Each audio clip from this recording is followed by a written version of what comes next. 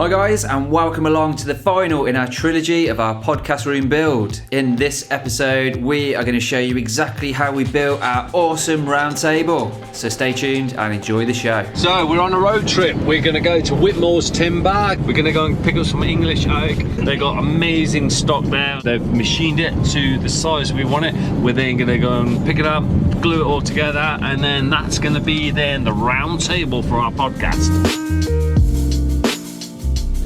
We are finally here on our road trip. Look at that. That is absolutely beautiful. So cool, this place. If ever you want a hardwood, Whitmore's place to come. Right, so we need to go and get our oak. It's here. This is where we're gonna get. A lot of the joinery shop in Leamington, Coventry, they use Whitmore's a lot because obviously the hardwoods. It's a big importer. This is from timbers all over the world. I mean, you've got Sapele, you've got Meranti. This is what it's about. You've got ash. Look at this, beautiful. We work with a lot of ash. Endless amount of timber. I mean, I'm in my element. I mean, who wouldn't want to work here? This is so cool. Oh, Digbo, look at that. Now, I don't know whether you guys have worked on Digbo before, but it's amazing timber to work with. It's really nice to quite dusty when you sand it. It's a bit like Iroquois, I always think. I used to use one of these in the joinery shop. You throw your timbers through, put it into things. Do you know what? I've never seen this. The old Wadkin, absolutely brilliant. I mean, look at that in there. That's a saw and a half. Look at that in there. I've never seen this type of saw with the roller system on before. And then you've got an underneath planer over here. I bet that's Wadkin as well. Oh no, it's a Robinson. Great planer these are. Bulletproof. That's a 4-sided planer. Might be a 6-sided planer. Let's have a look. As you look in, you've got your hedge, your roller feeds all the way through here.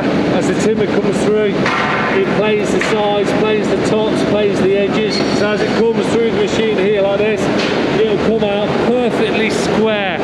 And that's classed as PSE, not PAR. Reef saw over here. Obviously you've got a clamping system over here. And then you've got a beautiful old saw here again. So guys, I've just been told, can you believe this site is that big. This site carries £2.3 million worth of stock. I mean, that is just colossal on another level, isn't it, guys? I've been here for a long time, so to come back to somewhere and have a little look around, it's just absolutely brilliant. So a big thank you to Whitmore's Timbers. And there's our timber coming now for the podcast room. Just loading into the van now. Got it there, Phil? Yeah. I'm in. Boom. Phil's going to glue it together. That's going to make our podcast table. That's going to be so cool, isn't it, mate? So cool. Nice table.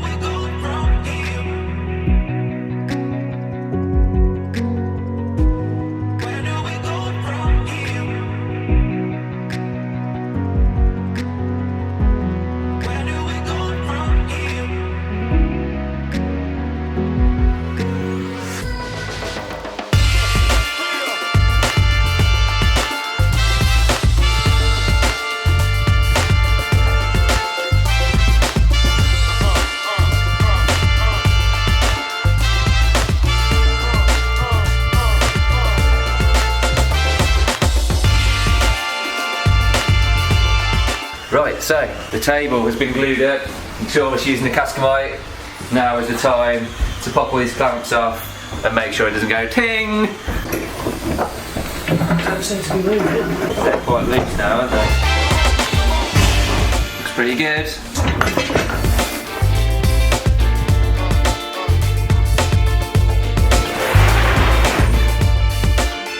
Right, here we go then. So I'm super excited about this. Are you? I'm very excited to finally see this. This is going to be basically the centrepiece of our podcast room. Go on, then you unpack it. Do the grand unveiling.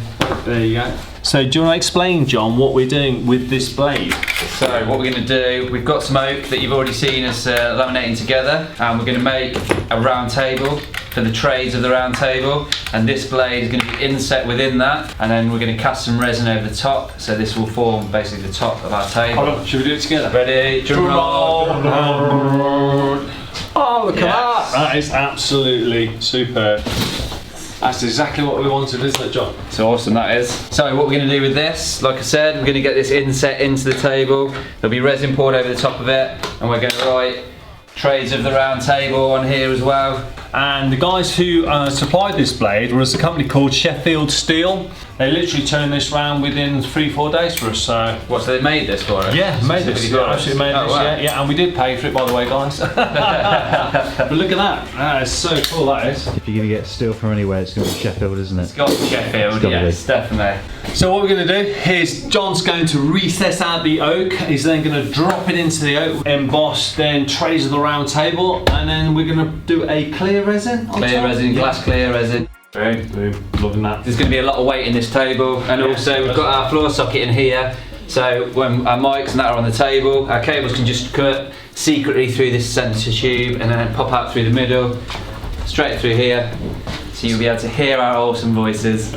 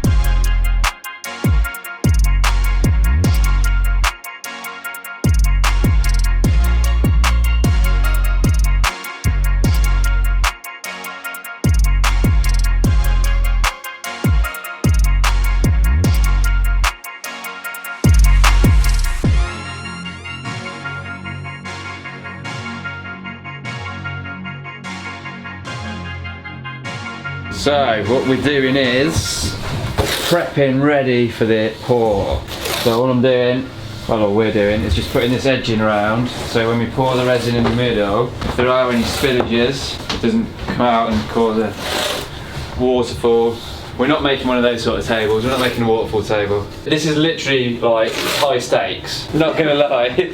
You got one shot at this, so there's no pressure whatsoever on this. This is the first. No, at all. So, you've seen this all glued together, you've seen Phil working his magic. I can't take any credit for all this bit because all I had was glue it together. Phil's done all this.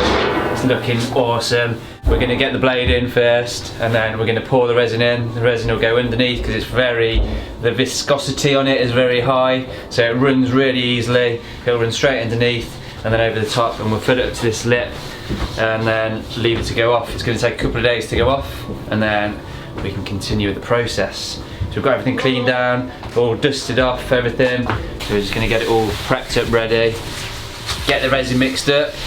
We're using a GlassCast 50, very good stuff. Actually glass clear when it goes off. It comes in a handy kit, this stuff as well, so it's a 1 kilo kit. So by weight, this is the perfect ratio. You literally just pour both tubs in, give them a mix, whack it in. Not just whack it in, carefully pour it in. That was...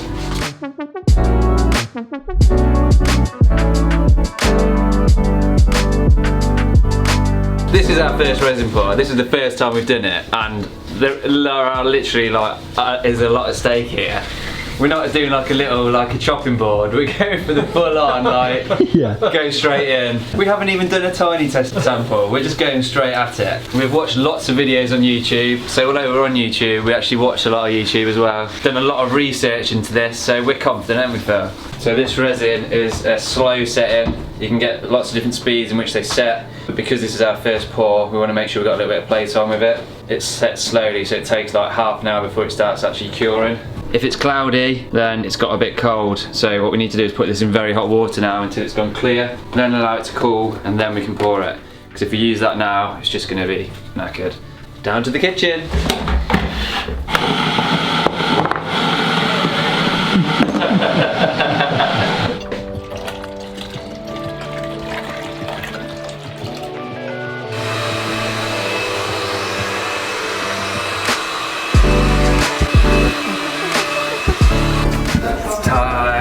So we've decrystallised it, perfectly clear, that's what we're looking for. Now we can mix it and get it in. As Samuel L. Jackson says in Jurassic Park, hold on to your butts. Hold on to your butts. I use that all the time. Literally do, seriously. Oh, mate. Oh, this is exciting. Mate, we've had a right mare. Have ya? Yeah, all this, because it was kept out there, yeah, it crystallised. Oh my god. So we've had to put it in boiling water, yeah, to dissolve all the crystals, so yeah, we're back in business. Oh, we've got it level, so when we pour it, it's going to flow nicely. Oh, look it at all that. out. That looks lovely. I won't put any mucky prints on it. Right, first of all, the resin. Because you've got to be so precise with the ratios, you need to make sure you've got every last drop out, because otherwise it can affect the setting and you might end up with a sticky table. No one likes a sticky table. During our extensive research, we found quite a few methods for eliminating bubbles, but the most popular one, the most effective, seems to be the heat gun. Because we're doing such a thin pour, we're just going to pour it in and then use the heat gun then just to pop all the bubbles. Because the last thing you want is bubbles inside it, because it's obviously not going to be like glass then, is it? You don't see many bubbles in glass. So just got to be cautious of that.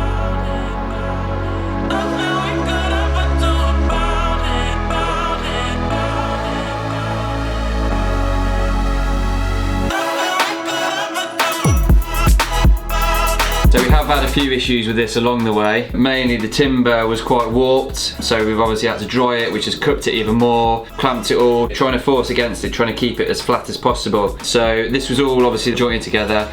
Phil routed it all, got it as flat as possible. But then when we did this first pour, what actually happened is, because the resin creates heat, it literally warped the table. So Phil came in the following day and it was like a banana. So what we've had to do again is clamp it all tight. It's literally screwed down through the middle here and clamped. You can see all these clamps around it just to hold it all together, and then we'll leave this then until it's fully cured, and then hopefully that will hold everything all in place nicely and keep it all nice and flat, and then we'll get it all sanded down so it is as flat as possible. Unfortunately it's not going to be perfect, I don't think, but it's the best we can get it, and it's still going to look awesome. Seems better.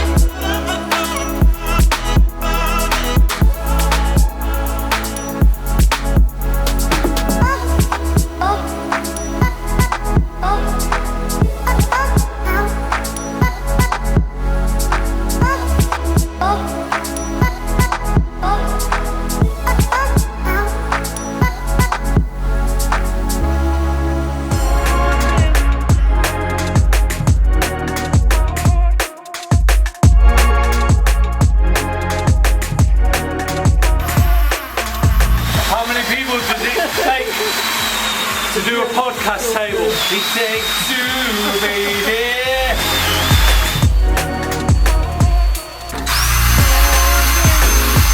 There we go. You go from underneath. Not going to be easy, isn't it? You got to undo it, mate. Got to undo it and move it over slightly. Don't have to take it off. Just move it over slightly.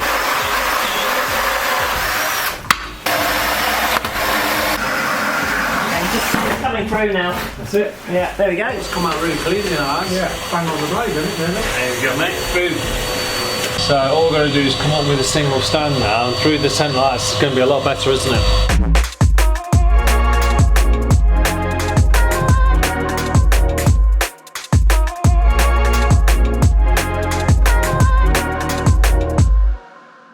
So that is it. The table is built, the room is complete, and all that's left for us to do is to record some podcasts. Hopefully you've enjoyed this episode. If you have, be sure to like, comment and subscribe. You've been watching the guys from Build with A&E. Until next time, stay safe.